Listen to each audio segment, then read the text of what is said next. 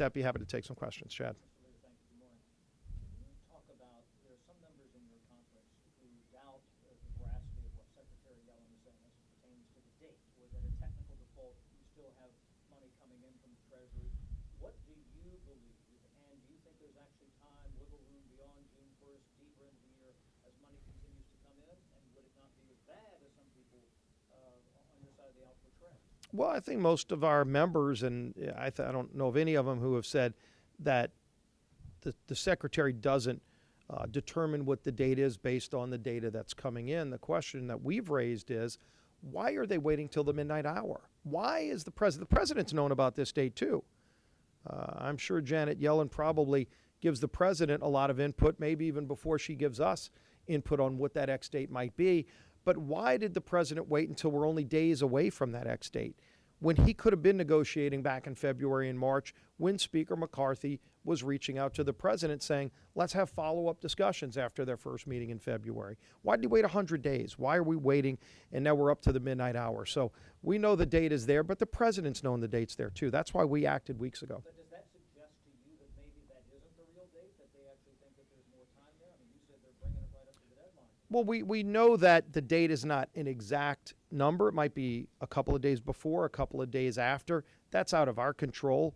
But at the end of the day, we've all known it's going to be around this time. They've been saying for months it's going to be around June. As it's gotten closer to June, they're saying their data shows it's pretty narrowed in on that early June date, maybe June 1st. But at the end of the day, if the administration has known what they've been telling us, why did they wait to start negotiating for over 100 days? And why is President Biden still to this day yet to put an idea on the table, short of saying just give him another blank check, which even the Senate can't pass?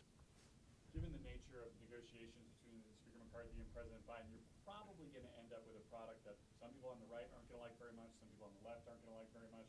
To borrow Mr. Emmer's sort of structure here, how confident are you could pass your eighth big test and move eighth first test? That's the key he talked about. How confident are you could move something like that with a bipartisan coalition on the floor at the midnight hour? I'm a little more optimistic than you. I think the more, maybe the president hasn't read the full proposal yet, and if you listen to Chuck Schumer, he mustn't have read it yet, because there are a lot of things in there that he hasn't acknowledged in the bill we passed.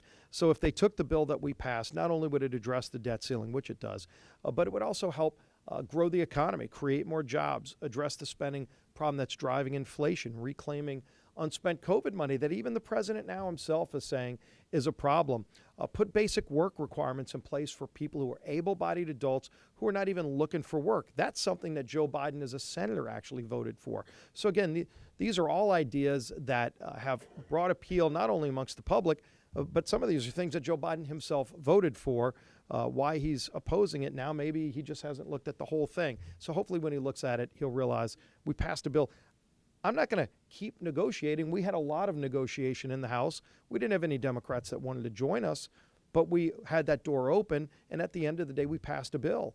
It's time for other people in this town to come up with an idea of their own if they don't like our idea. Are you gaming out how to make this work? You're going to have to pass another bill. I'm reasonably confident it won't be the House-passed bill that is the final product. There's a chance of that. So, we will be ready for that if the negotiations yield something. But the negotiations have to actually yield ideas. If the president has something he's willing to put on the table, it's time now.